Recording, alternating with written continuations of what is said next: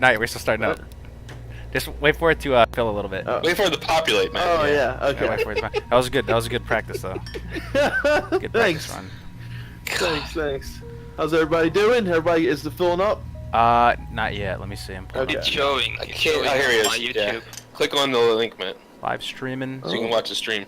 Oh yeah, let's do that. Yeah, that's a good idea. Twitch going. Whoop! I can hear us. I'm cringing. Help! What do I do? Where's the link? What is the which link? It's just my YouTube or Twitch. Twitch.tv. Kargoz. Oh, I gotcha. Oh, there we go. Got it, bro. All right, got some waiting for some people to fill up. Yeah. What's up, everybody? Hope everyone's having a good day. There we go. Oh, let me make sure it's set to public.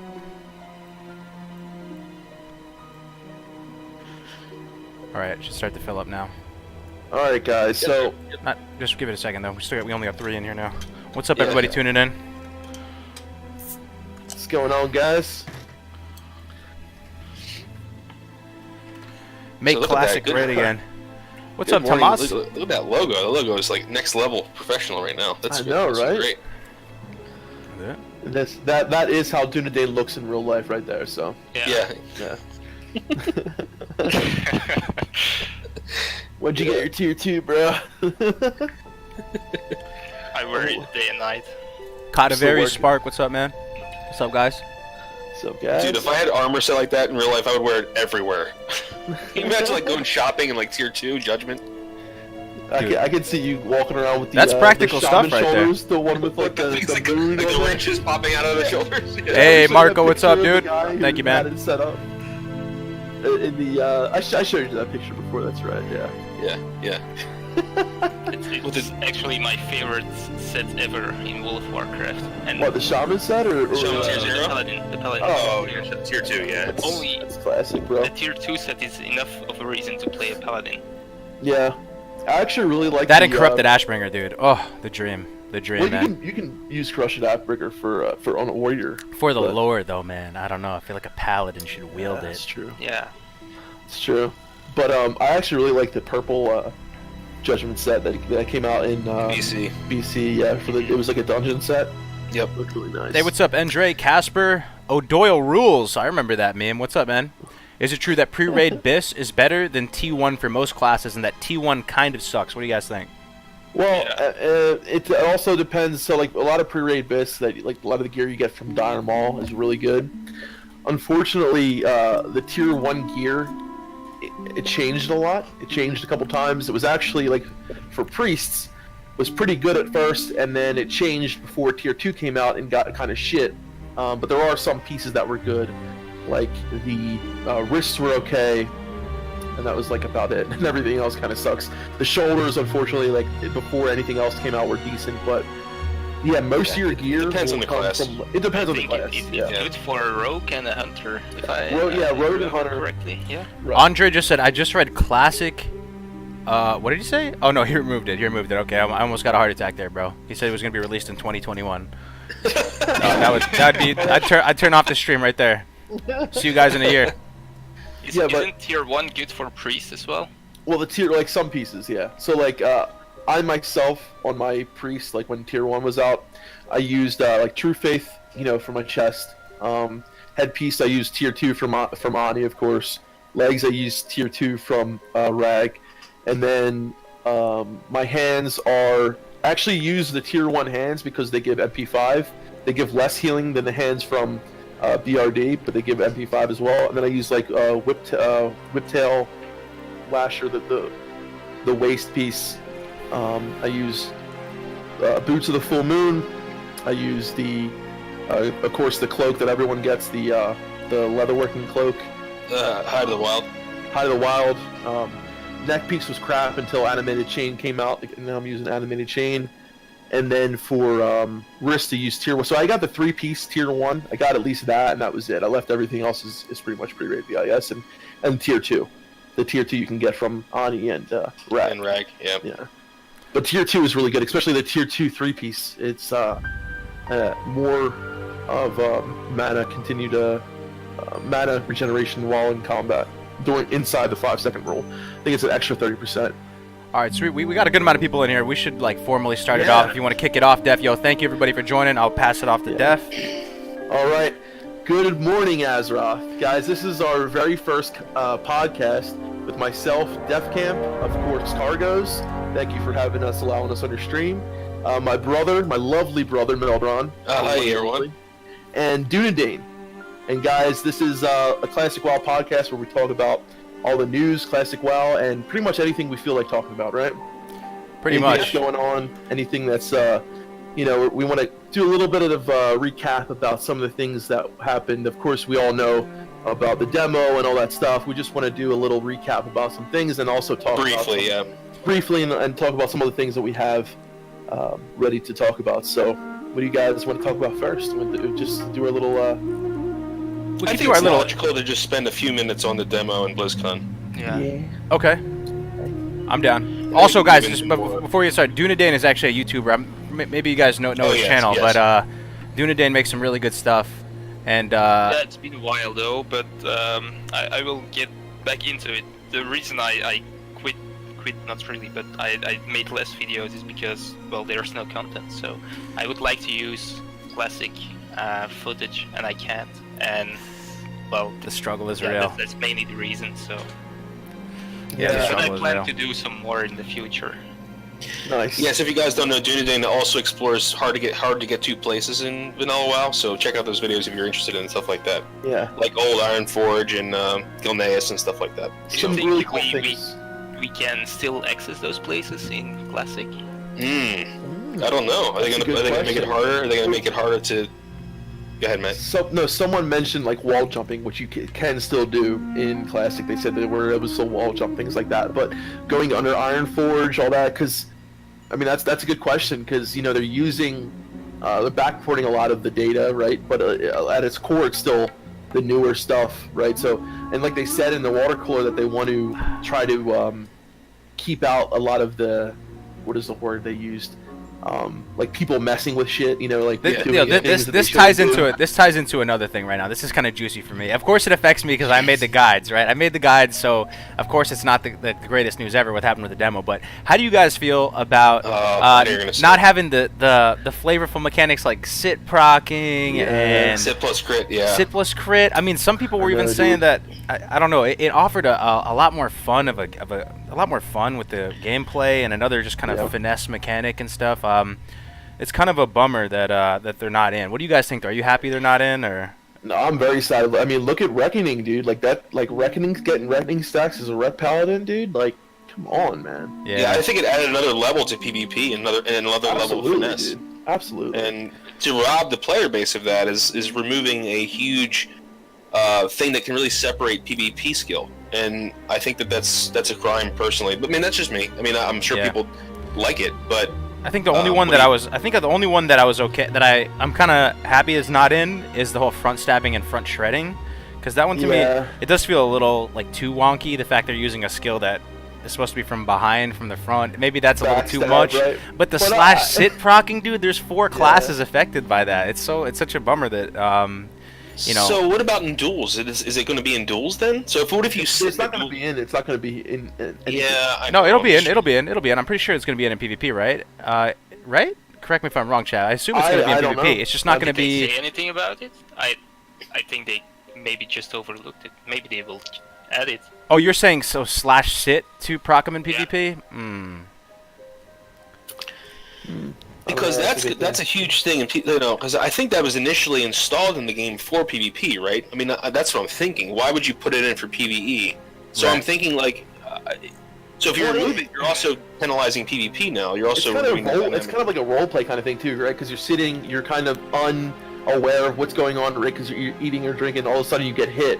It's kind of like, oh, you're not ready for And combat. the thing is, it's kind of cool. You know what I mean? Yeah, so there's that RP aspect to it for sure, but it's kind of a weird interaction that it wouldn't, because you still do get crit if you sit down, right? Just to clarify, like if you sit, you will still get crit. It just doesn't proc the right. talents, which is really weird. Yeah. Oh, okay, yeah. Yeah. I mean, maybe that was. I don't know, but. So I think removing it from PvE is one thing, but I think removing it from PvP, like if you're ambushed while you're drinking, that's a good strategy for a rogue or a hunter or any class, right? Say a warrior sees you drink and he charges in and hits you and whacks you, right? That's interesting to me. Yeah. it plays into the role play. It plays into real life. I mean, like if you're sitting down eating and some dude comes over and hits you with an axe, you have no way of. It's like being flat-footed in D&D or something like that, right? So it's, you know, I don't know. Bill Wilson says Tarn Priest should have been in a thing in Classic. Changed my mind. No, that's back when Tarns were actually shamans. yeah. Tarns were actually cool in Classic. They didn't look like little. Is it just me, or did Tarn look like after they got reworked and like how it looks like they lost like a couple feet and they just look so stupid. And yo, goofy for now. those of you watching, I just did the Project 60 thing. I'm still kind of doing it, like, you know, just leveling when I can. The new models look goofy as fuck, Don't dude. they, dude? They Like, look seriously. so goofy. I literally was struggling to find something that I could kind of like get into. I was like trying to amp myself up, like, all right, this looks all right, but it was hard, man. The new models look super goofy to me. I really prefer. I hate the new Tarns. The They're Tarns look also like. kind of- Go ahead, Dunedain, sorry. They're also kind of hard to distinguish from each other, in my opinion. If you play like vanilla or classic or whatever, you can see obviously which is a dwarf, which is a human, which is a night elf, and if you play like retail, you really have to zoom in on it, in my opinion anyway, to see the difference. Yeah, especially when you're wearing your armor, right? Yeah.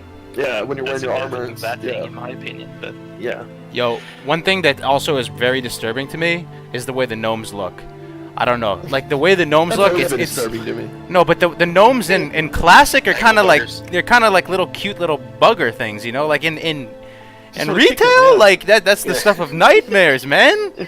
He looks know, like they dude. have Benjamin Button disease. That's what I kept saying. I don't know who came up with that, dude. Sorry, that was pretty real loud. Sorry about One that. thing I gotta say though is dwarfs, they were the Benjamin ugliest Button, thing. this- They have in the Benjamin world. Button disorder or whatever, man. The gnomes look terrible.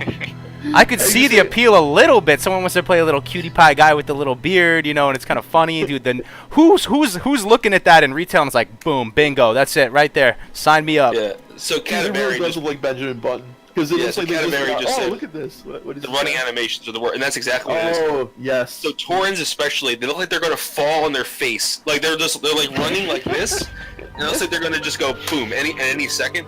But yeah, anyway, it's just hey, OG Tarn were majestic and powerful. Retail Tarn looked like a joke and way too friendly. Absolutely, Frederick. Yo, Alex is in Yeah, here. What's sure. up, Alex? What's up, Alex? Look at the new What's up, Worgen Alex? Goblin Yo, character actually, model. I haven't seen the new Worgen and Goblin models. Let me yet. look Are it they up really right that now, bad? dude. Let me look it up right now. I have a feeling the Goblin ones are gonna be fucking hilarious. Fisher Price new models. Yeah. Goblin But I gotta say, like models. the dwarf, so dwarf were probably the ugliest like class. I mean, race in all of WoW. But there's something about that, like stupid. Like they look like their eyes are crossed. They have those like giant noses, and they're like. Yo. But- Yeah, but so they also look the great. I orcs, love it. dude. You know I'm an orc lover. I'm a lover of the orcs. Like I love the way the orcs are. Yeah. When I played Warhammer, played orcs. Like, I always loved the orcs, right? The orcs, they look badass in classic. Like I have one face that that's my go-to face, and he looks like you can take him seriously. Like he's a bad motherfucker. Like in retail, Yeah. they look so goofy. Yeah, they do. I can't They take do. it. Forsaken too. I don't like the Forsaken look in. They look like very cartoony in, which is what everything looks like in retail. But Yeah. yeah, So that's let's why just you play classic, right? yeah, exactly. exactly. Yeah, this is all the reasons why we play classic. What did you So guys do think of the animations in the demo? Like a lot of the animations being wrong. Like for one, the wanding animation for dwarfs was was very fluid, wasn't rigid how it was in classic. Do you think these are things they're gonna I hope they will fix it. change? I hope so. Yeah. Yeah. I Yo, do you guys think they're gonna finish in time? Oh, sorry. Go ahead. My bad. well, I think they probably thought it was good like it was, but I hope they will read the feedback and I hope they will fix it. Yeah. I think it's quite a big deal to have the right animations. Absolutely. Gives Yeah, a right. totally different feel. So I'm assuming you played the demo, the Dunedain. What were your thoughts? You can encapsulate them in a sentence or I did two. not play the demo. Oh, you did but not. So what are your know- thoughts about maybe the streams that you've seen or Yeah, I videos? saw plenty of streams. On the first day I was very upset. As you know, I was on Defcamp stream, Yeah. and I saw all the things which were wrong. Mainly the health and mana regeneration, which is really bad. Like it was on the demo. I hate that. I saw the looking for raids, you know it, and I was like, holy shit, this is going to be really a disaster. But the day after, they kind of made it better, and the longer time went on, better it got in my mind. So I hope they will fix most of it. But in my opinion, they made a big mistake by not saying before the demo launch there will be some mistakes in it. There will be a looking for raid, which is. I could not agree with you more, dude. How much better would it have been if they just did a little PSA? They just threw out a little tweet or something, seriously. and they're like, guys, the demo is gonna be a shit show. Or maybe not like that, whatever. And they're gonna say, but we tried our best. We tried our best to get it out in the best form, but it's not even close. It's not even close. A huge difference because it's the first thing we actually see from them since a year. We had like 2 messages, but everyone's waiting for seeing the first gameplay, and then they kind of mess it up like that, and they don't even warn us about it, and we have the sharding and all the stuff. I know, man. I think that was a mistake. You think they're gonna finish on time? You think it's gonna be done by summer? That's a good question because they already said like summer. I think they have to. So they have to, but they didn't give like an exact date. So. But they have to for 2 reasons.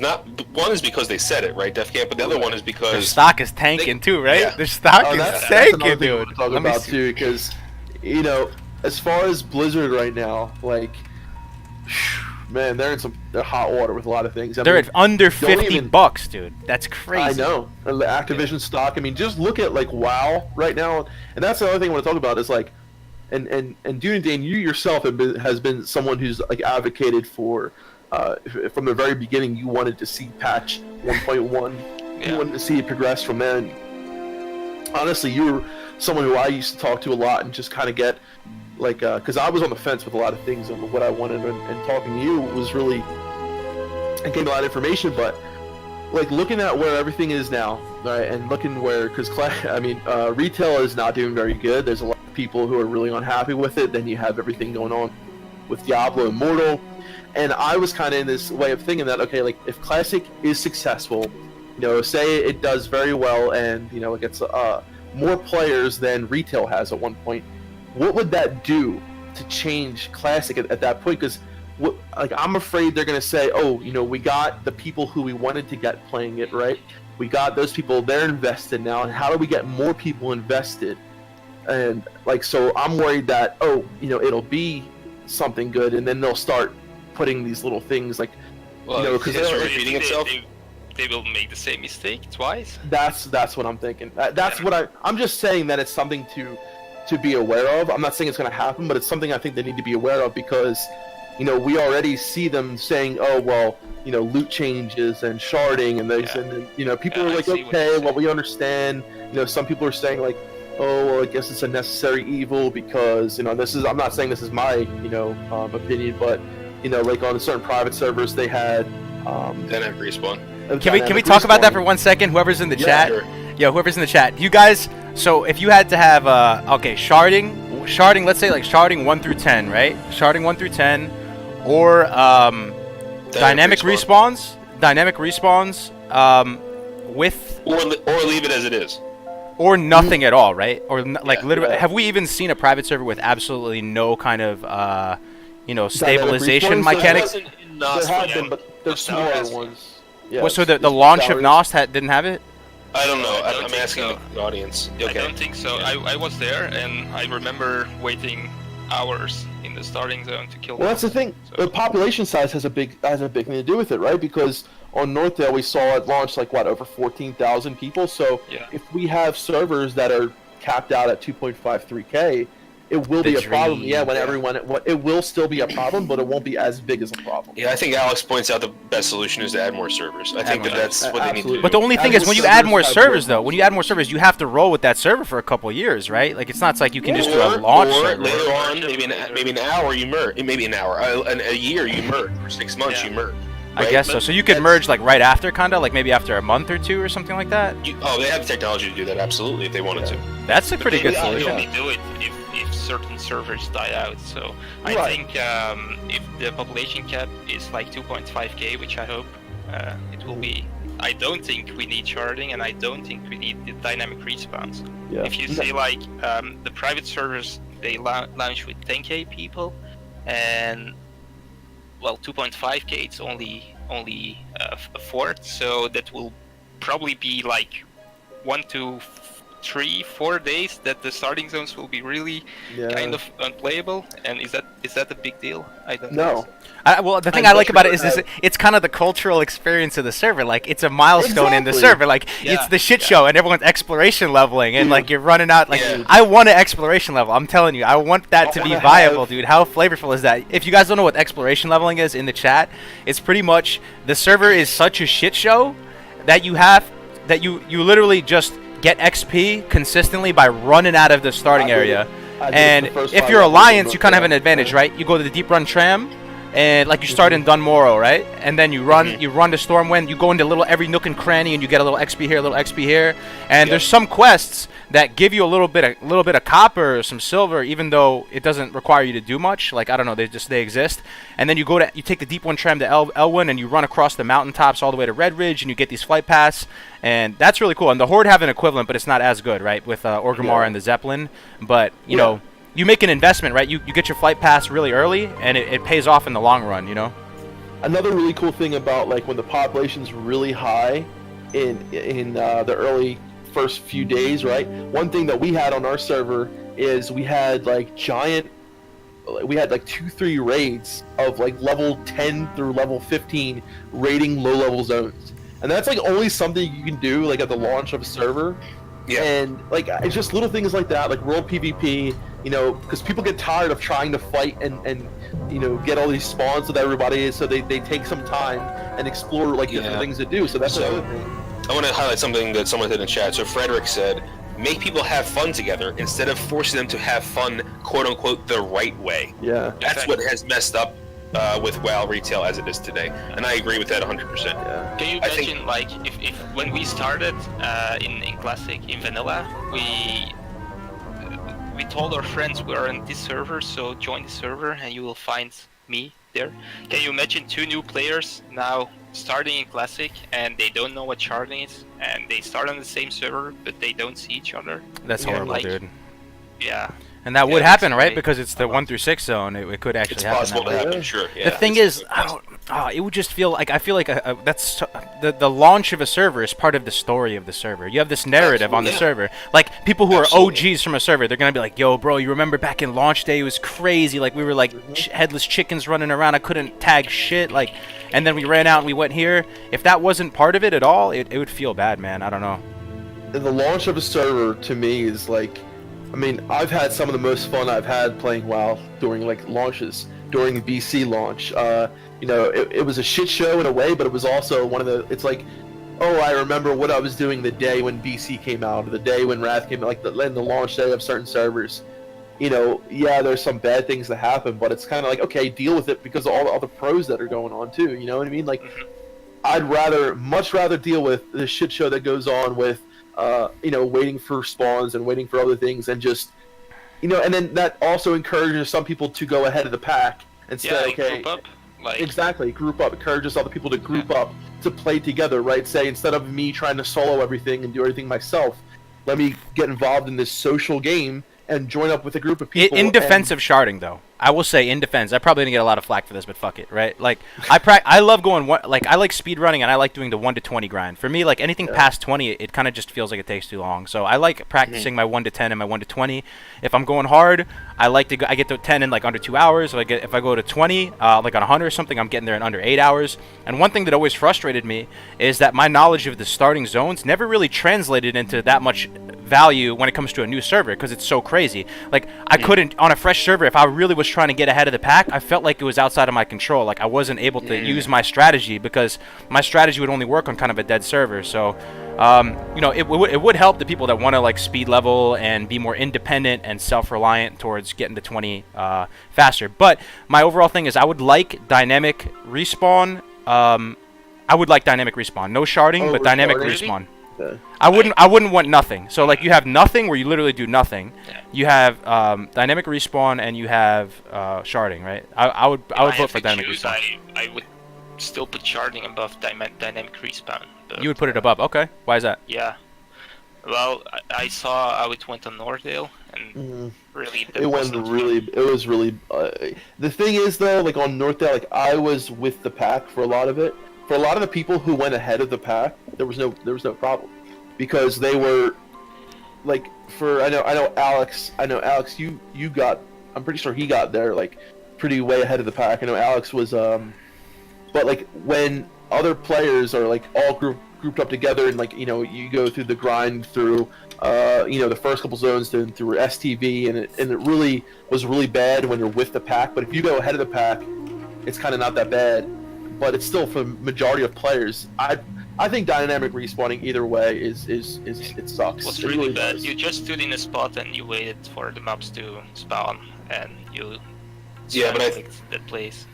But what about, like Alex just said, what about people abusing to make more gold and XP per hour? That's and messing with the economy. Dynamic respawns allow people to abuse spawns, but wouldn't it only be for like the first little bit though? Isn't that how they do it on the private servers? They only do it for like the first day or two or something like that. In Northdale, they had to shut down all mining and herb nodes because people were just farming them. But isn't that only for like the first 2 days or something? Like, No, it lasted a You know while. how much of a head start that is money wise? Oh, for the nodes, yeah, for the nodes it was only. And killing monsters. You imagine just standing yeah, next that's what to I'm like a saying. village, Yeah. killing stuff, selling it to the vendor back and Like forth. you say, it's for Well, you the did- first 2 days, so guess. why even try to solve it? It's only for a few days. Just have the queue. Just let it go. Yeah. I think the best possible thing to do with keeping the feel of WoW, important, like keeping the feel of WoW, I think, is to have, like you said, no more than 2.5, 3K servers, and just let it be as is.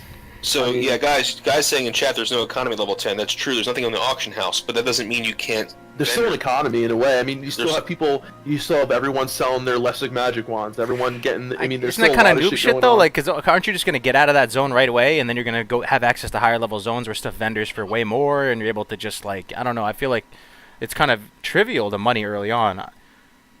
Or you can hold on to stuff too. You don't have to sell it right away. Yeah, And I've the got a economy lot of stuff does in my actually bank that I initialize. hold on to, or because you. And the thing is, knowing ahead of time, like when things say, like, okay, you stock on the Black Lotuses because you know when they're going to go from BOP to BOE, right? Well, Black Lotus is way farther out. Well, I'm so just it doesn't- saying in general, so using that as an example, or say Fire Bloom, you stock up on Fire Bloom because when the oils come out that you can make a whole bunch of them and make a whole bunch of money. So it's like, that's with anything, you can do that and stockpile things. I mean, that's part of Classic WoW is knowing what's going to come out. You already have that advantage, so I don't think it's really a big deal. Yeah. I mean, I know there's a lot of pros and cons to it, right? But I don't think dynamic respawning is the answer. I don't think Okay. sharding is the answer. So you just want to I leave just- it completely. I want to just know what that looks like. Has anybody in the chat and seen a server that had nothing on it? There was literally Nos. no So who was here for Nos launch? NOS launch. I feel like it would be unplayable. Yeah, no, Dunedain was. Dunedain was. Go Yeah, ahead, I did it on. Yeah. But I that was for me one of the most enjoyable experiences. But it was also 8-9 years ago I played vanilla, and seeing all that might have helped making it enjoyable. And I didn't really mind spending 1 or 2 days in the starting zones. So for me Damn. it was really a nice feeling to have been there with all the other people from the start. So Yeah. I didn't mind it at all. But I know many people. A friend of mine, he actually waited 2 or 3 days before he started leveling because he didn't like it. But yeah. That's true. Alex said it's important to note that private servers can't be used as an example. This is one server compared to Blizzard. That's so true because there's only one server, right? Like one super hyped server. If there's dozens of it's probably not going to be as bad, right? Even though So, like, you got Valrius Oceanic. was not that Yeah. big on the launch, so Yeah, Yeah, and that's true. And that's Not so. to Not be- only is it one realm, Alex, but it's also an inflated population cap. So we really can't make a comparison. You're right. Hey, what's Yeah, up, it's- Frederick? I let's got to think Act about- 3. Act 3, Frederick. Yeah, sorry. Think about the servers where like some of the big streamers are going to be on, right? So there's going to be huge populations on, say, like Asmongold server, shit like that, and that should be a deterrence for people to say, hey, maybe I'm not going to play on this server where all this crap is going to be going crazy, like, and let me play on a lower pop server so I can level in a nice, steady rate, because like when it comes down to it, why should everyone get the same experience if I'm going to be playing on a server where I know it's going to be crazy, it's going to be a lot of streamers, there's going to be a lot of people, like, that's going to be some of the cons to going on that server, is dealing with So respawn true. rates. So that's part of the story of the with all that server. shit. When I said that in my Exactly, right. when I said that in my video, one of the coolest things about vanilla is that every server has its own unique story, Yeah. right? Yes, Has different and- set of characters, different set of Yeah. protagonists and antagonists, different AQ rivalry, launch. different Yeah, economy, different everything. So people kept asking me. They asked me a couple days ago. They're like, "What about the streamer servers like Asmongold, where he remember he showed like there was like hundreds of people following him around?" I'd be like, Yeah, "If you want to dude, roll yeah, there, you bro. wanna- If you want to roll there, that's the That's story. what I'm saying. Exploration That's leveling, bro. That's the answer. Go run your way over and get to level not 3. only that, but like, you know, so that's going to be part of your experience. You're going to go to a server that's going to be capped from out like crazy like that. But that's all the more reason why not to have dynamic respawning, why not to have sharding, is because your experience on every server is going to be different, right? So I'd much rather go on a medium population server, low to medium pop server, you know, that's, say, like maybe smaller in the beginning that grows over time, and have the leveling experience that I'm. Because you're going to have people coming over from those big pop servers. coming Also, over. you think about you think that will even it Absolutely, out, right? So if you have these servers that have mad people joining because Asmongold's on it, and then if it's unplayable, they'll just leave, Yeah. right? Like after I a think couple it will. hours, and maybe it'll balance it out, and they go to the They lower will. pop servers. So maybe more beneficial for you to start on the low pop server Yeah. because they're going to have refugees coming from these streamer servers that are So overpopulated. if you really don't want to sit in the queue for an hour or two, just roll on a new server. Exactly. Yeah, that's true. That's my solution. Is Yeah. you know, let it play out as it would, and some people will get sick of, you know, it's not worth playing with Asmongold or whoever to deal with all this crazy respawn times and all that. So I'm gonna play on a medium pop server and play with my friends, and you know, still is it going to be a little bit of a struggle in the first few levels? It will be on any server, even if it's a low pop. There's still gonna be people. There's only so many boars in Mulgort, right? You know. You know, something I'm really afraid of. Let's say they do this sharding thing for the first 10 levels for a week. They basically said they will not do it anywhere else in the game. But what if the Burning Crusade launches and they do it with the launch of the Burning Crusade as well? That will take away a lot of that launch event, in my opinion. And like they say it now, I can feel it coming. They will do it for the Burning Crusade launch. Yeah, maybe. I Yeah. like what the shaman said. As the solution is simple: we have to convince Blizzard that we don't want sharding. Well, Exactly. this guy said too. I think it's a much better solution to have tons of servers than consolidate after people drop out. I don't really know what Blizzard's capabilities are, but yeah, I assume they could do that. That would. Yeah, we have to consider costs. I don't know what the costs are to roll out servers. So there's a cost-benefit equation that Blizzard's going to calculate, right? And they're going to say, is it more beneficial to roll out more servers or not? And I don't know what that answer is, and that could really change the game for us. But and considering that their stock is dropping, maybe maybe they don't want to take more risk. But Yeah. but let's talk about something that's I guess is kind of related to this, is like progressive content itemization. So, Matt, I know you had some thoughts you want to talk about this. Yeah, so like my big thing was, right, so like itemization is to me one of the most important things in when talking about classic and you know, progression of content.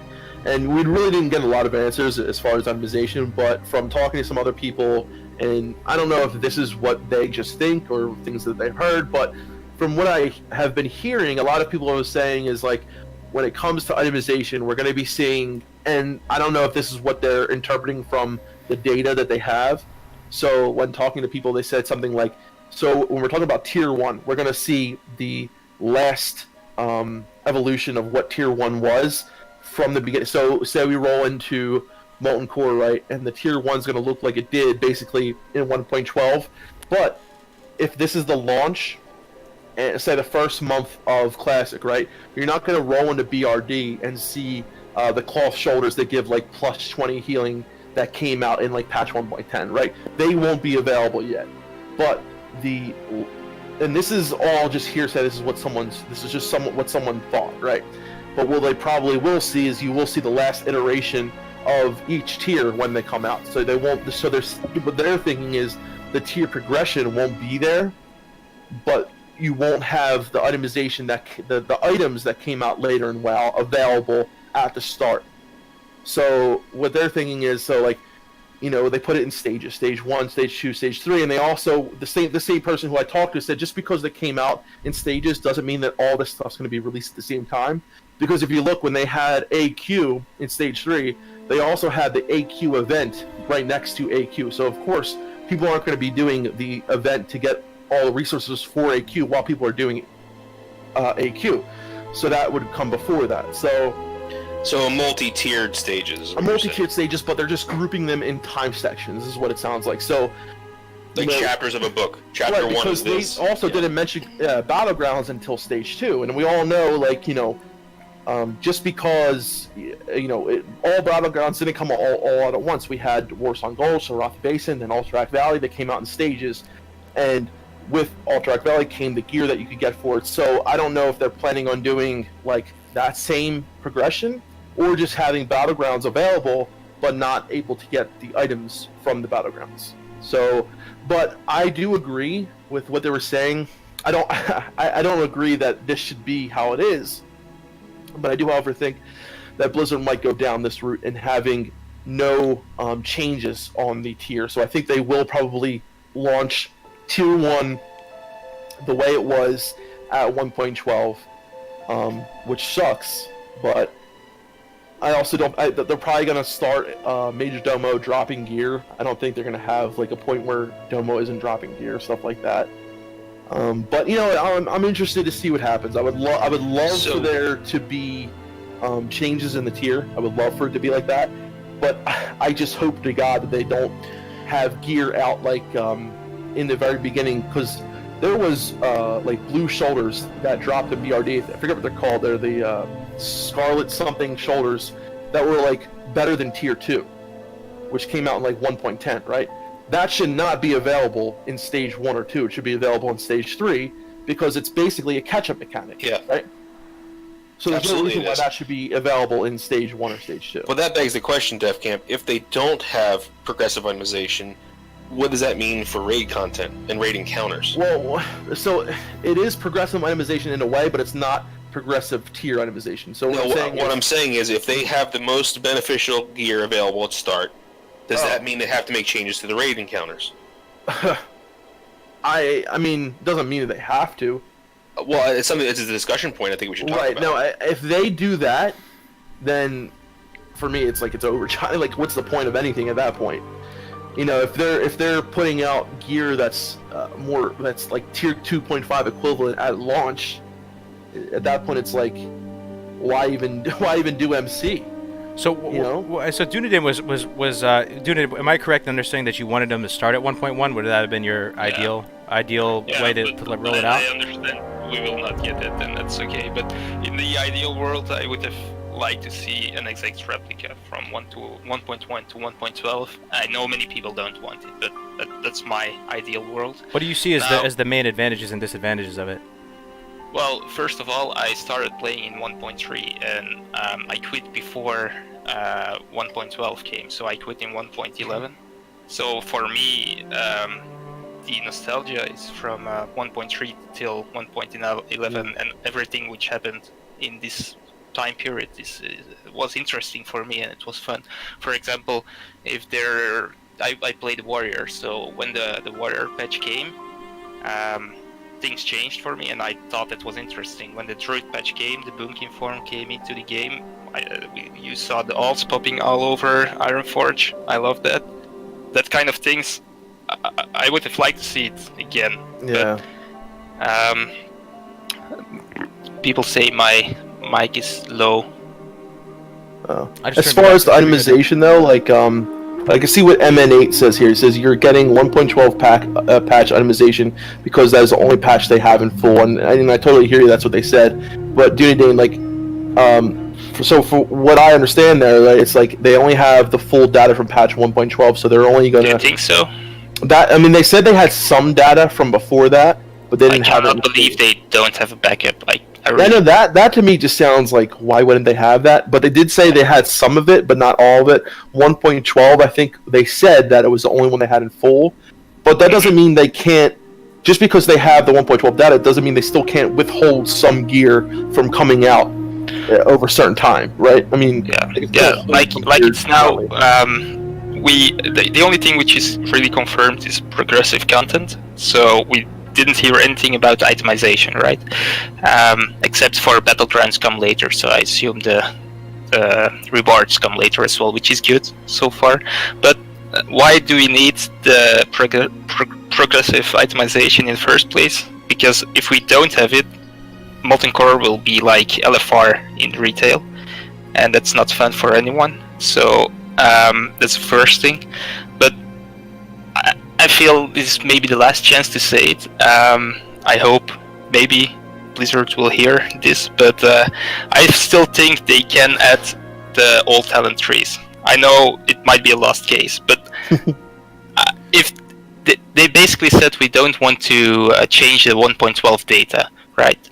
But if they do progressive itemization, they basically are changing the 1.12 data. What are different with the old talent trees, man? Like honestly, like I think I played early in vanilla, but the thing is, I don't really even freaking remember it that well. There's a lot of differences. There's a lot of differences. Yeah. Now people say classes were unplayable in the beginning, like it's Druids, and I really disagree. Form, like Interfeit was a talent. Yeah, but they are not had way less unplayable. armor.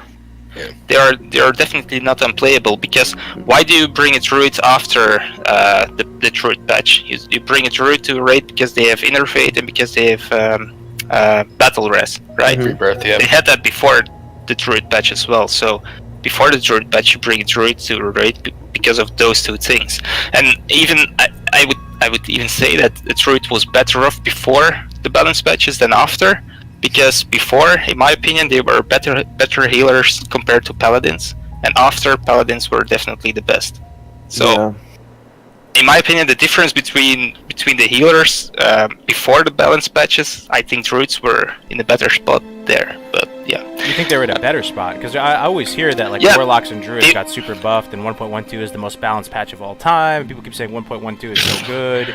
It's probably the most balanced patch for that time. That's the thing. Is like each patch was kind of balanced around the content that was going on at the time. Yeah, but druids were definitely better after the patch. But compared to how paladins got buffed, I think druids were pre-patch every class. I think druids were probably in a better spot than after all the patches.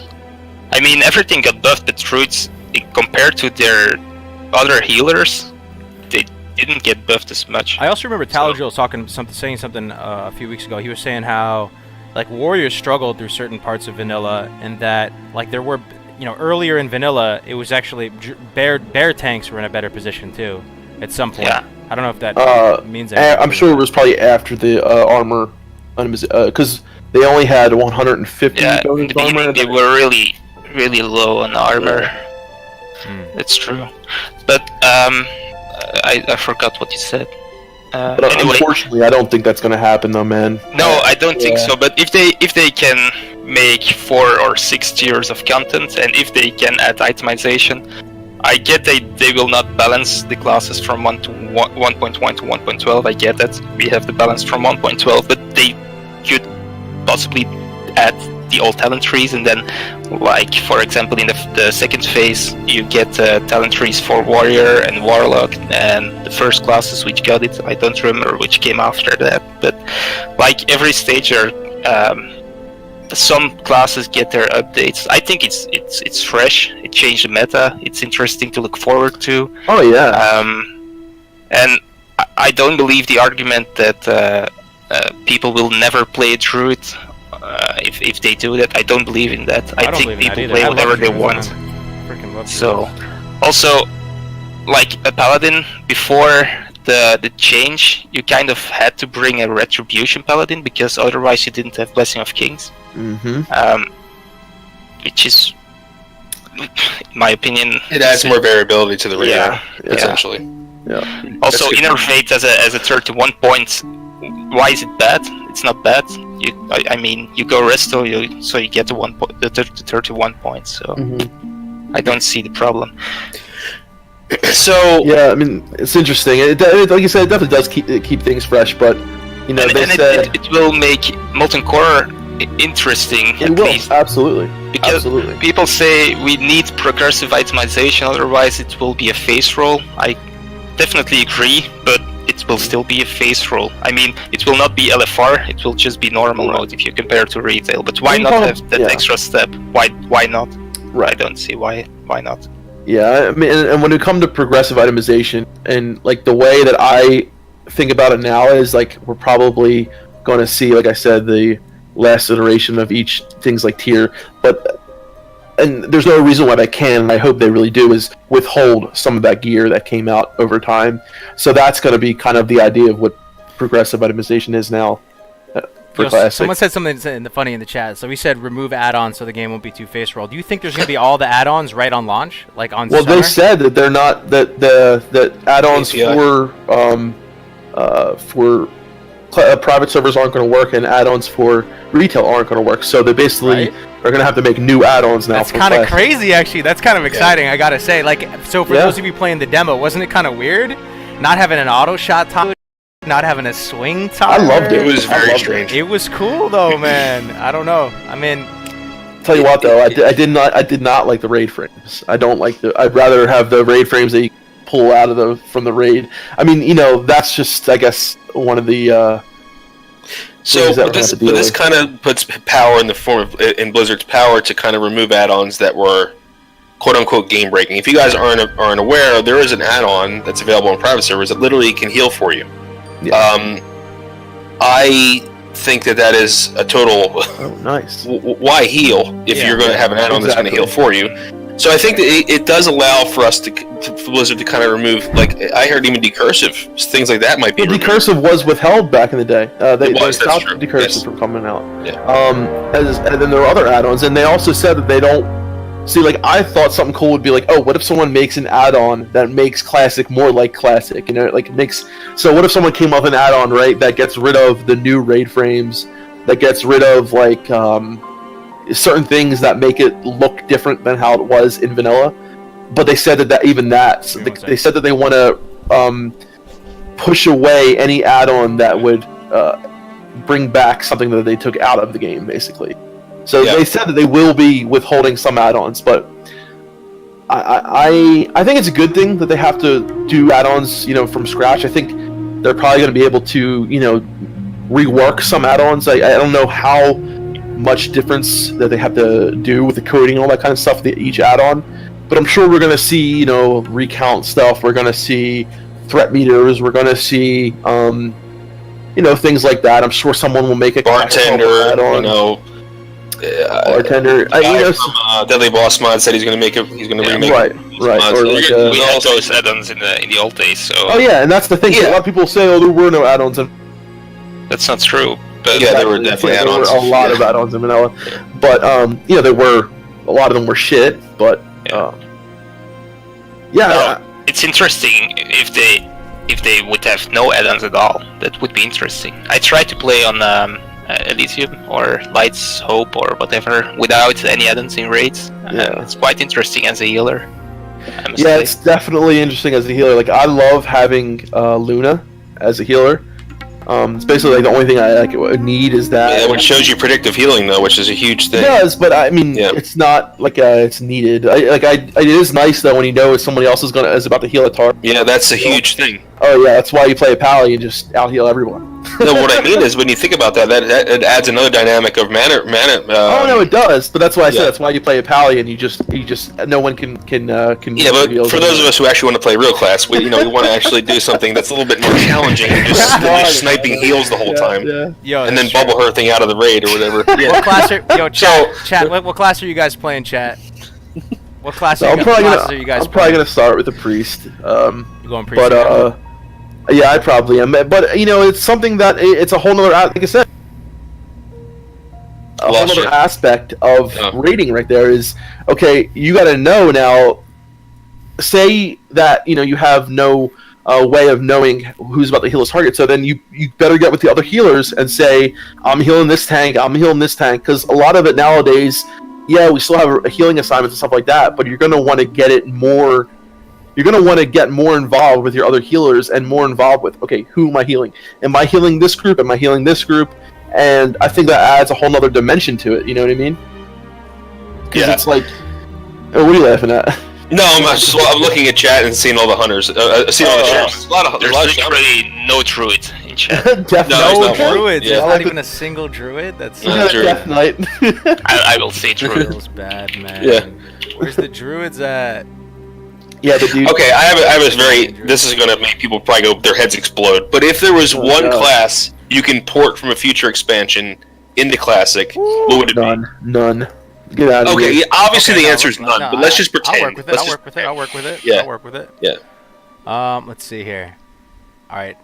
Probably not Demon Hunter for me. Probably not. I don't really like the playstyle too much. So I mean a class that wasn't available in Classic. Yeah. That was available in future expansion. You said Hunter? Oh, No, you said Demon Hunter. Demon Demon Hunter. Hunter. Demon Hunter. Oh, I think you said Hunter. I'm like, okay, Demon sorry. Hunter. Let me Yeah. think, man. What are Fools they, doesn't know what a Monk? Demon Hunter is. I never really fucked with Monk though, dude. Monk was always like, I don't know, kind of Kung Fu Panda to me. Let me think. Yeah. Probably They're all Death Knight, dude. It's. I mean, Yeah, it's the only one that makes sense lore wise. it's got to be The Death only Knight. one. You For need me, Death that's- Knights when you have warriors and paladins. No, again, this is a fantasy, right? And I don't want them to be into the game. It'll break the meta. I'm just saying. I wouldn't want them to be a hero class. Let's use though. our I would just imaginations wish here. they were a regular class, you know? Like, they were just as pleb as everything else. I never really liked the whole hero class thing. That was, like, that aspect Look of at it. me, I'm more important than everybody else. Let me play a Death Knight. Well, obviously they would start at level 1. That's true. It does Yeah. feel It was weird to have a classic. level 1 Death Yeah. Knight, you know? Like, It does feel strange. That's why they made them hero classes in the I begin see. with. But yeah. Yeah, DKs are for people that want to be special.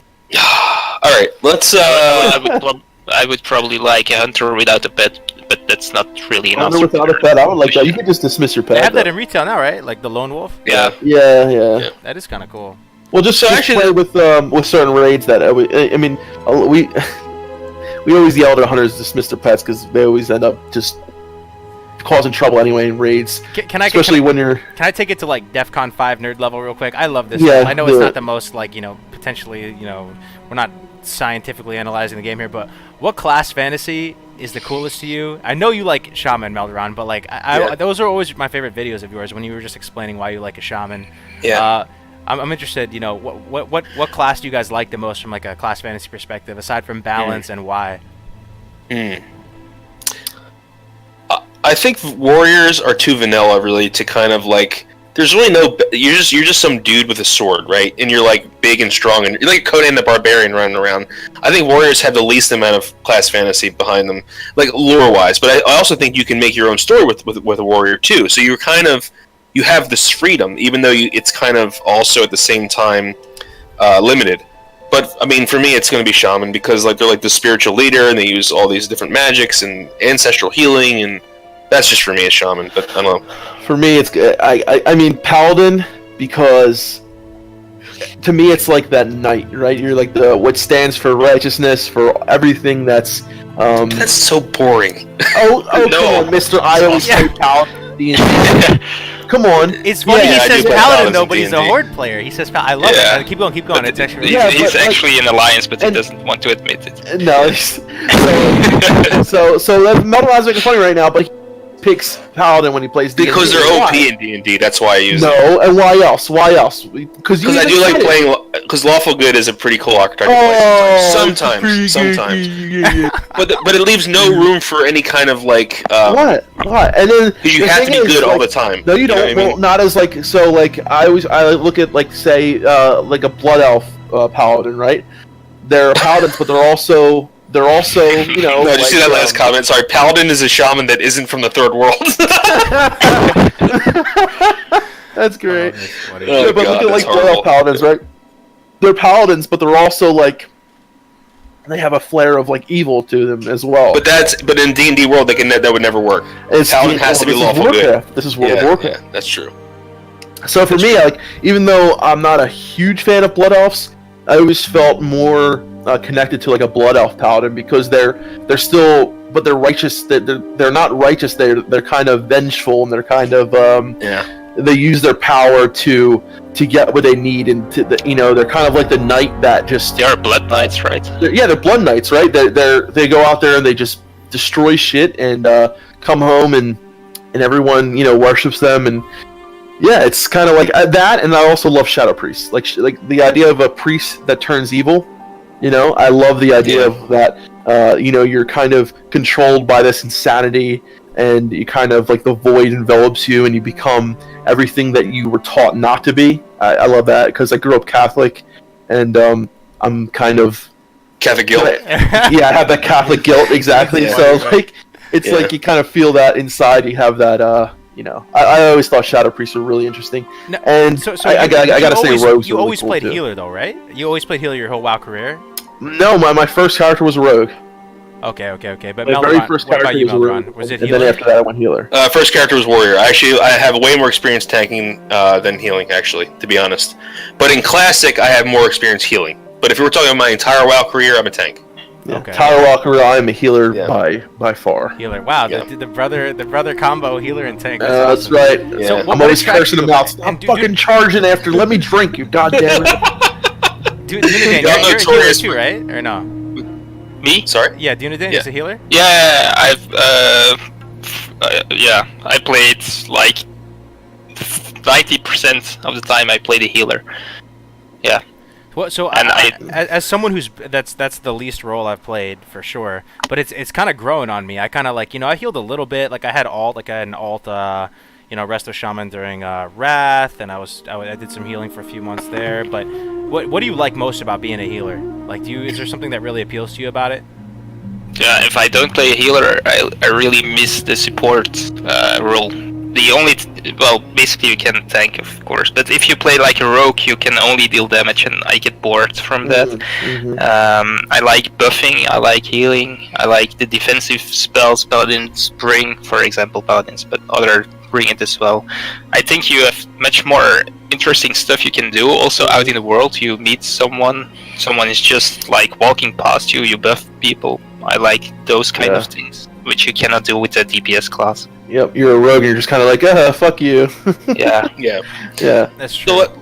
I want also, to. Yeah, go ahead. No, go ahead, Phil.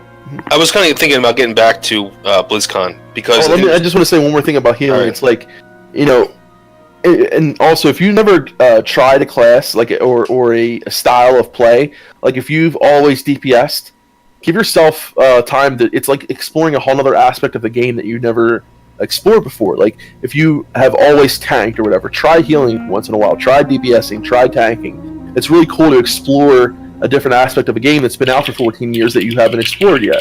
Definitely. For me, Absolutely. something that I haven't done enough of is tanking, and I want to do it more. And I would love, and I really think the idea of like a druid tank, even though they're not, some people say they're not the meta, I think they still have a lot to offer, and they're still great tanks. So that's something that I'm going to try to do in Classic is do that as well. But also with healing, I feel like Dunedain said, you're that support role. You're also the typing's kind of loud. Whoever's typing. Yeah, sorry, it's I mine. don't know. You're also like Phil likes to say, the rear admiral, right? Yeah, I got a lot of crap for that in Countdown to Classic. Yeah. But no, I agree, Defcamp. I think that if you kind of put yourself into one role and kind of stick there, you're missing 2/3 of the game. And tanking is rewarding, DPS is rewarding, healing is rewarding, everything is rewarding in its own way, and I think experiencing that as much as you can. And yeah, Classic isn't a game for alts. However, we could be potentially having this forever, right? So you'll have enough time to really explore everything, I think. Yeah. Now, and also, just last thing before we move back, BlizzCon, Dunedain, which class resonates with you the most? Which one do you think is the coolest from a class fantasy perspective? Is it Paladin?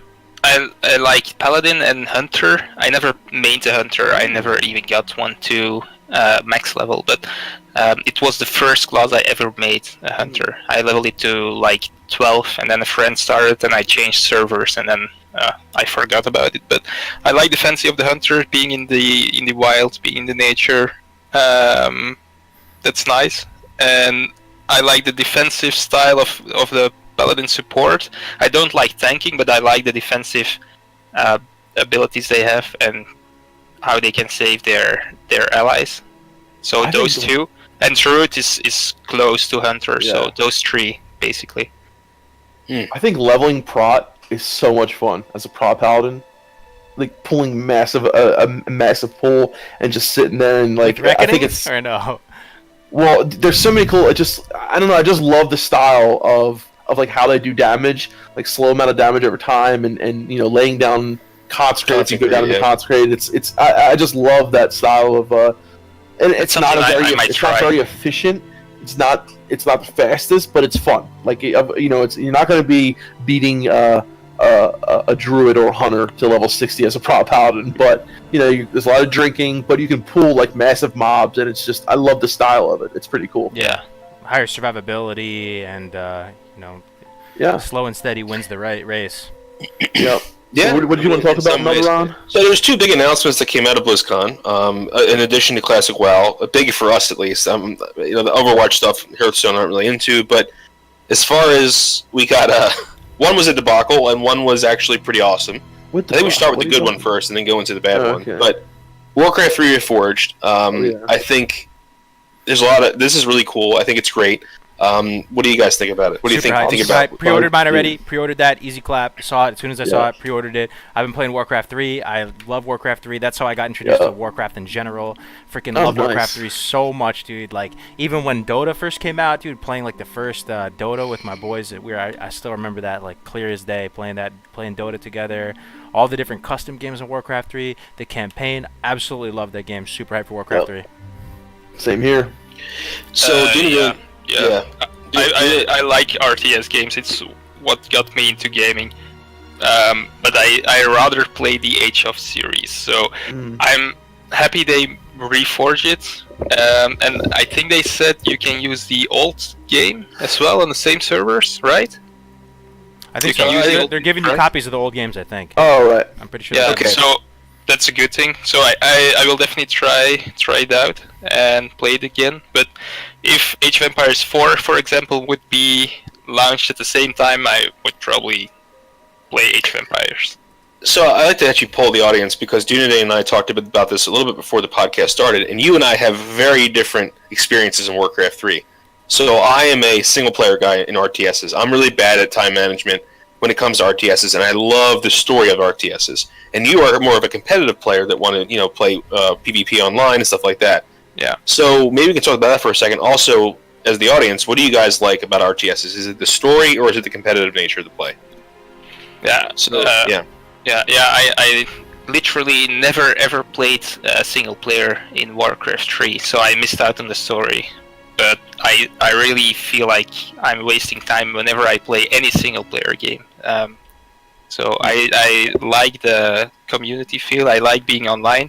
If I play against a human being, that doesn't feel like wasting time. And if I play against the PC, it's. I think you come full. I came from full circle on that though, man. Like, for many years, I only played esports. Like, I literally only played CS:GO, Dota 2, whatever it was. I only played esports.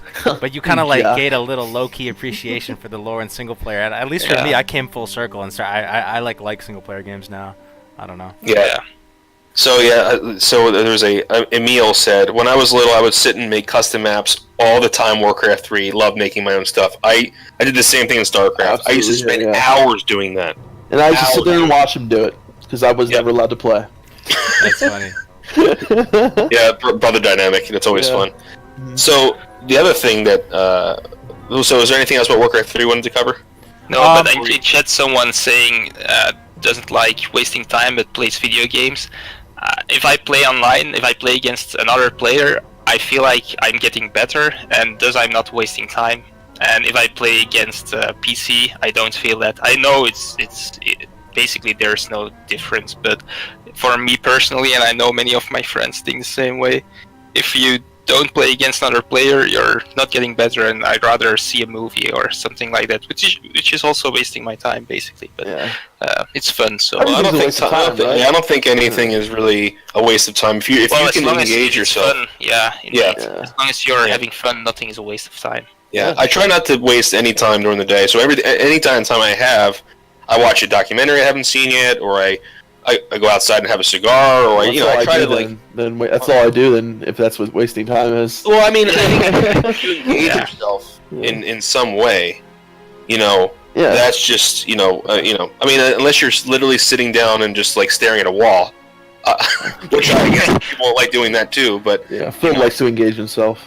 Yeah. One thing I'll say is Warcraft 3, dude. I played the campaign recently on stream, it holds up so well, dude. Like more so than Diablo 2. I know it came out probably way after. I'm not exactly sure the exact dates, but Warcraft 3 still holds up right now super well, guys. And we got Oh some yeah, time before absolutely. Classic. Graphics too. I think the graphics are great. That's what I'm Even though saying. they're reforging it, like I'm really excited for that. And what's funny is like Warcraft 3 is the type of game that I'm okay with them reforging, but like WoW isn't.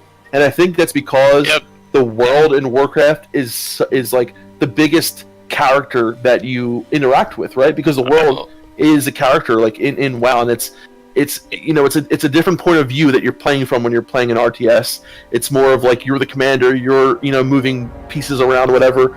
But when you're in the world in Warcraft, the world is what you're interacting in, and that's why it's so important, I think, to keep I think it's also because the way we it was. don't have the old game anymore, and we still have Warcraft 3. So yeah, that's true too. Yeah, That's the point that I was just going to make. It's about emulation. Yeah, it's the fact that you can still go back and play. Yeah, that's so why. true. Maybe someday if Classic WoW is available forever and then they reforge it later, right. there's two versions that are available. That's fine. And also for me, like the immersion that I get from it, like I need to feel immersed in that world, but also is the when I play the newer versions of WoW, I associate those newer graphics with how the game is now, with how it's more of a solo player game. So if I were to see those brand new graphics in Classic, that association would come to it as well. I feel like, you know what I mean. So I got to keep them disassociated in a way. Yeah, I feel you. It's just my personal thoughts, So I'm a huge fan of the Diablo franchise. And Diablo 1, let me tell you a story. So the first time I ever played Diablo 1, I went to my friend's house when I was younger, and I played that game all night. And you shit yourself. And I couldn't sleep. Yeah. Okay?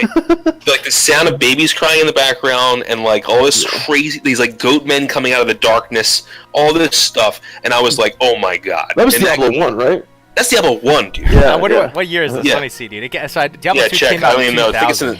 Diablo 1 I came think it's out. even earlier. I think it's even earlier than 97, I think. 97. You're on point. Yeah, dude. 97. So I was 14 years old. Okay. So I was literally 9. shitting myself when that game came out. Okay. And then Diablo 2 came out, and I was like, "This is one of the best games ever made." Diablo 3 was a little bit of a letdown. I'll have to be honest with that, because it was more about especially at first. Especially at first. Yeah. But man, like I don't know. I mean, like and everyone's gonna say you're gonna make Diablo 4. I understand they're gonna make Diablo 4, guys. I do get that. But don't you think it was a little chintzy to come up with this Diablo Immortal? I mean, come on. Don't you have a phone? Don't you have a phone? Yeah, oh wait, hell, I have a phone. Yeah, don't you guys have phones? Don't you guys have phones? Yeah, I just don't want to play a game like this. Well, the thing is just crazy. Yo, one thing. Do you think they made up that Diablo 4 is coming out after Damage Control? I don't know, man. I feel like if it really was coming out, like, all right, guys, we got to get this Diablo 4 thing rolling now. Wasn't it like a leak or something that Diablo 4 was supposed to be, that they were planning Yeah, on that was rolling the announcement. Everyone was saying that. Oh, it's Diablo 4, and Diablo 4. Conveniently after the Diablo Immortal disaster, they kind of they're still like, oh, I had an interview with Blizzard a few weeks ago, and they were saying Diablo 4 is coming out. To me, that was a little sketch right there. The thing that pisses me off most about Diablo Immortal is not even the mobile aspect of it that much, like, because I'll still probably play it. I'll still probably download it and play it. But the main thing is that it was a ripoff, right? It was literally it's all. And you know what? It's all about China. China, because they're the #1 player of MOBAs. They had a game, right? The NetEase company had a game, and people were doing all these comparisons with it, and that shit looked identical. It looked exactly like it, dude. That to me was kind of. I've never seen Blizzard stoop there, dude. That was very strange to me. Yeah, it's all about the dough. I think the main thing is you imagine you go to BlizzCon as a Diablo fan, and you pay a lot of money for that, and that's all you get. I really don't have anything with Diablo, so personally I couldn't care less, but those fans who went there for Diablo, I think we cannot do anything else than I don't know the word, give our support to them. Oh yeah. Just support them basically. Yeah. So imagine they do that with World of Warcraft, like you buy a virtual ticket or whatever, and all they say is, well, we will bring a mobile app. Yeah, I feel you. I much would have rather had Diablo 2 remastered, dude. Especially because I'm playing through Diablo 2 right now, like actively. I'm on Act 3 right now, and that game could use a fresh coat of paint. Let me tell you, it's okay. Like it's playable. It's playable. I enjoy it. It's history. I enjoy it. It's history. But I think with a fresh coat of paint, man, it would just be really relevant again. And I'm still really enjoying it. I really am enjoying it. But the fact that I can't blow it up to the right resolution, I kind of have to like shift it over a little bit and stuff like that. Yeah.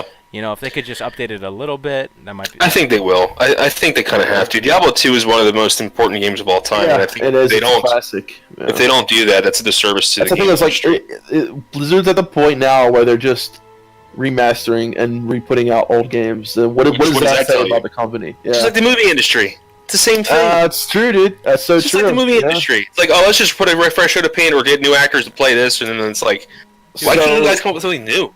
Because you know why? Because talent, anything that has to do with movie production, everyone wants a safe bet, right? They want a Marvel movie because it'll make $2 billion. Doesn't matter what happens in the movie. Some dude blows up some other guy, and then they put the Marvel logo, and it makes $2 billion. You gotta take risks. That's movie industry now. You gotta take risks. It's all about taking risks. That's why music sucks. That's why movies suck, because no one wants to take risks. What is going on with the games industry right now? So Sony pulled out of EA, dude, and EA shit in the bed, and Blizzard shit in the bed. Like, what is going on? I'm interested in Pantheon, actually. I'm interested to see what that game's going to be like. I think it has the potential to be a good MMO. I really do.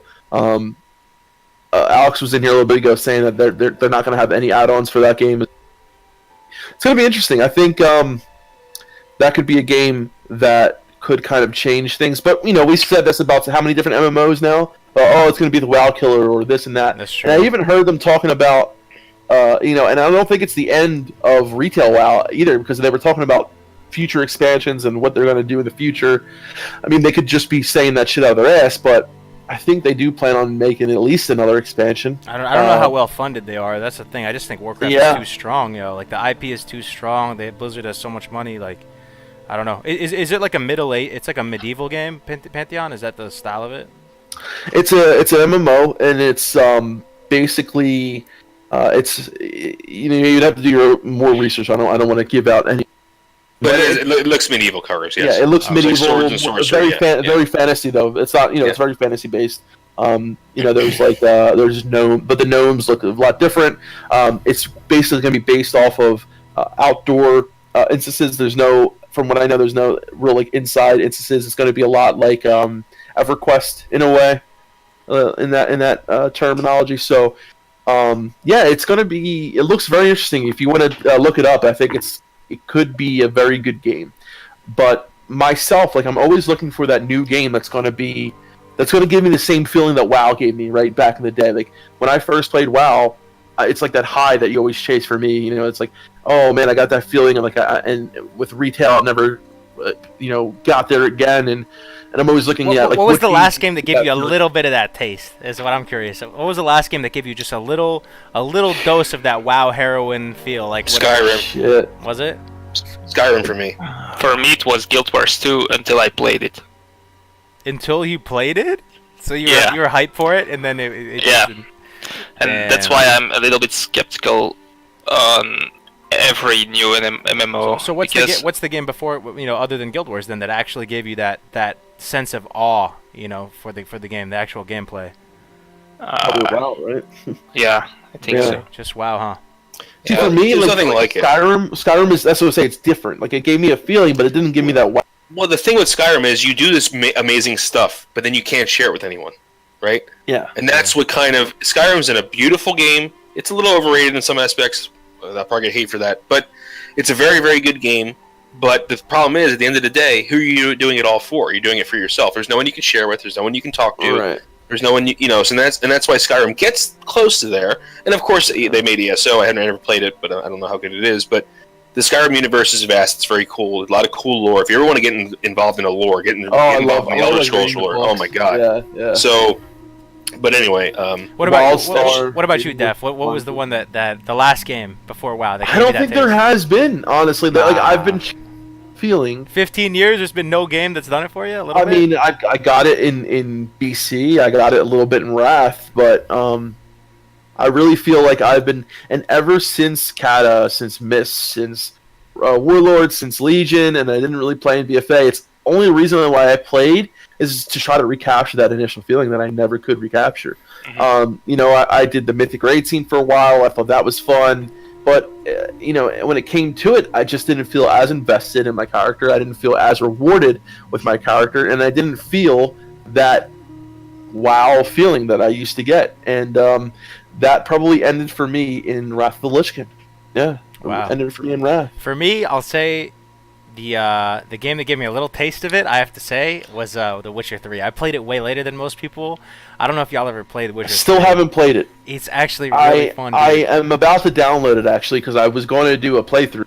Thinking about streaming it while I played on it. But I actually really want to play because I've heard amazing good things about it. And so, yeah, maybe It's who knows? really Maybe good, dude. The Witcher 3, Yeah. if you guys in chat, anybody play The Witcher 3 in chat? Kargoz, he was like, it's really good, dude. It's really good, dude. The Witcher 3, It's really good. the voice acting was on point. Like the world was so pretty. Like I didn't even play it on PC. I played it on console like a pleb. I played it on the Xbox, but I did play it on a nice TV, and it actually drew me in, man. Like the dialogue was on point. It was like AAA dialogue, and the world, and I never even read any of the books or anything like that, but that game really pulled me in, man. You sold me, dude. I'm going to download try it it. tonight, I think. I got another game real quick before we get into anything else. Has anyone in chat played Castlevania Symphony of the Night? Oh, yeah, baby. That game, Kargoz, go download an emulator and play that game. That Let game me write it down. is... Well, now we're talking about games. We might as well talk about Zelda and and Ocarina Okay, of but everyone Time talks and- about Zelda. I feel like no one gives Castlevania Symphony of the Night any love. I always feel like no one talks about it as much as Zelda.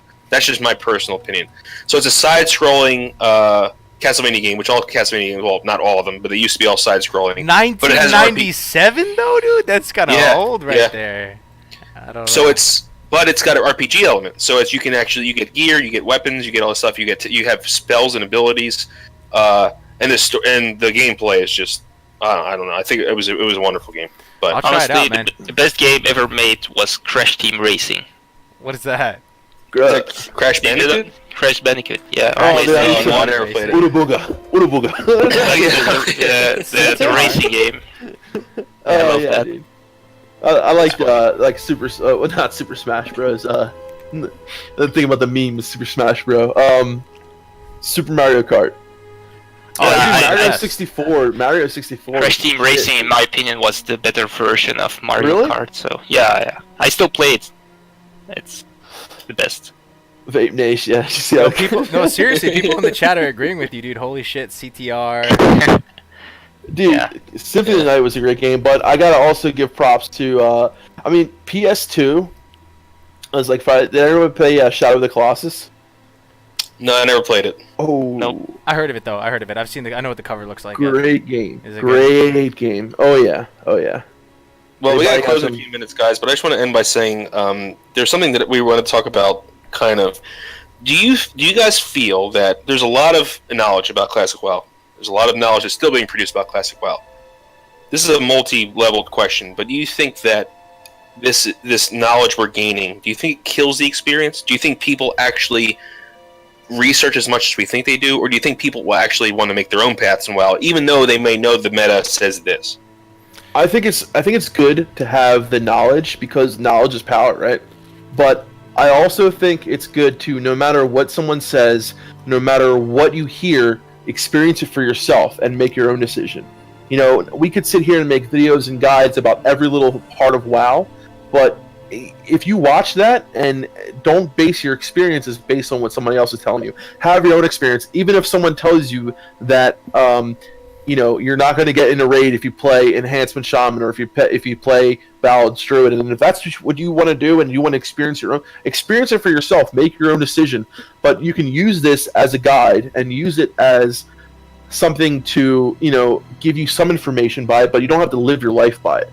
Just use what you can and make your own I would have a lot of example. parallels to real life, dude. So imagine in real life we're learning more about biology and chemistry and all this type of stuff. Are we going to get to a point where we know so much about how things work? Is that going to affect your happiness in life. But for me, so the WoW analogy is like, once I had that PTR, dude, and I got to, once you log into a PTR, you have your own little sandbox environment, and you have the keys to the castle, you have the keys to the Lamborghini, you could literally, fly around. I thought, like, is this going to mess with my enjoyment of WoW once I have to go back and level regularly?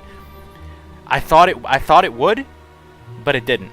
There's a sort of suspension of reality when you log into your character. Yeah. For me, it's like I'm watching a movie or something. I can actually suspend reality a little bit, and I can still I can still be that little 12-year-old kid inside and jump into the character and really enjoy it, which was surprising to me. I thought maybe it would ruin it for me a little bit, but it hasn't so far. It's almost like this: a doctor tells you shouldn't eat certain foods, right? But we all freaking do it. Yeah, exactly. So it's like, I love theory crafting. I love making guides, but do I follow my own advice sometimes? Hell no. I'm like, I want to do it this way. You know what I mean? Like, this not is the only way I that, dude, but there's still so much to. I feel like every day I learn something new with WoW. Like, I feel like there's so much out there to explore and to talk about that we could talk about it nonstop and still have something else. Because when it comes down to it, every person's experience is going to be different no matter what, because of your life experience, because of what you did today, because of what you saw, a movie you saw when you played in this zone reminded you of that. Your experience is going to be different, right? Everyone's experience is different, but like, I feel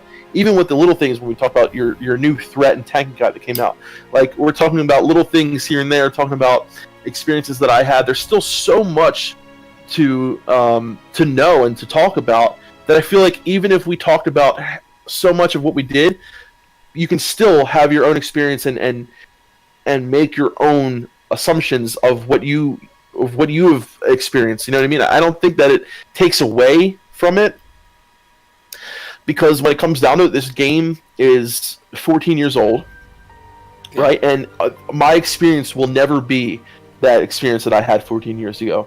I can try to emulate it. I could try to make, but it's never going to be the same.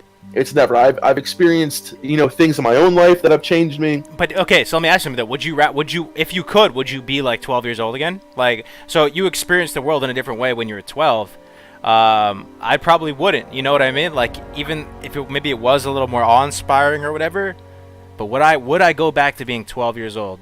There's times that I like. There's times that I want to, but there's other times I'm like, fuck that. I don't want to ever go back to school or deal with, some of the cringe. So are we talking about just mentally transporting to 12, or actually like the whole thing, the whole kit and caboodle? Like, you're 12 years old. Like, what do you mean by that? I guess I didn't really go that far with it. Let me think. Actually, I don't know, because I don't know. I mean, I would probably want to let's get correct a lot of opinion. stuff I did wrong. Let's get Dunedain's opinion on the WoW thing and on the information. Can you? I forgot the question. Can you? Say it again? Yeah, Melderon had the question. It's basically, if you could be 12 again, would you go back and be 12 again and experience all No, things with the WoW question about. Oh, do you think that we're overanalyzing this game? Basically, do you think everyone collectively is overanalyzing it, and do you think it matters? I don't think it matters. Like most of you said already, I think people will play what they want to play, and some people will probably search for all the knowledge that's out there, and they will use it, and that's fine.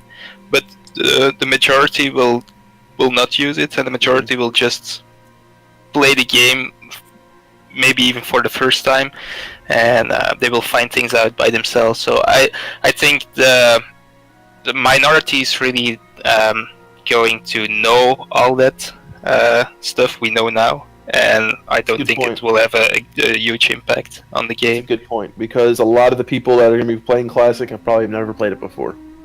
Yeah. What do you think the percent's going to be? Chat, what do you think the percent of people are going to be like noobs versus private server people? I think the private server community is going to be a small community inside the Classic WoW community. Yeah, I think so too. Maybe like 10-15%. That's even more than I thought, man. Maybe. I don't know. Maybe. Yeah. I don't know. Maybe. I'm thinking 15 to 20%. 15, 20? 50-50 Hedgehog? Damn. We got to remember how many people played Vanilla or played BC and Wrath and then stopped playing, and then are we lumping veterans into private server group? Yeah, because you got to think about people who have like never played a private server, only played vanilla, they're retail, they're coming back into the game. They're effectively super noobs, right? Like, how could they not be noobs coming back in the game? Are they really that like genius? They just remember everything? I don't know. I'm just trying to think. Maybe, I don't know. I would guess like. I'm telling you, because there's more people that stop playing WoW that play WoW right now, right? Because you think Absolutely. about it, like their numbers are like people are saying like 1.5 million, that whatever, they're not out there. But at the peak, we've had 12 million. But you got to think, during BC, you had 1 million join and 1 million stop, another 1 million join, another 1 million, and then, like all those people. I'm not saying all of them are going to come back to play Classic, but a good amount of them are going to come back and play it and experience it again because it's the game they love, the game they fell in love with. And I think that is going to be the majority of the game. Is going to be people that played WoW and came back to it, as well as people who never got to play Classic. A lot of people who. There's a lot of people out there who started playing WoW and Kata who never got to see the old world and just want to see the old world. They want to see what it's all about. And also, they might not even like the game now. They might think retail shit compared to what Mr. Pandera, was for them. So they might be looking forward to this to see, what is this all about? What is the world, the old world, this and that? I think there's going to be a lot of people playing this game. I think it's going to be more popular than WoW is now, than retail WoW is now.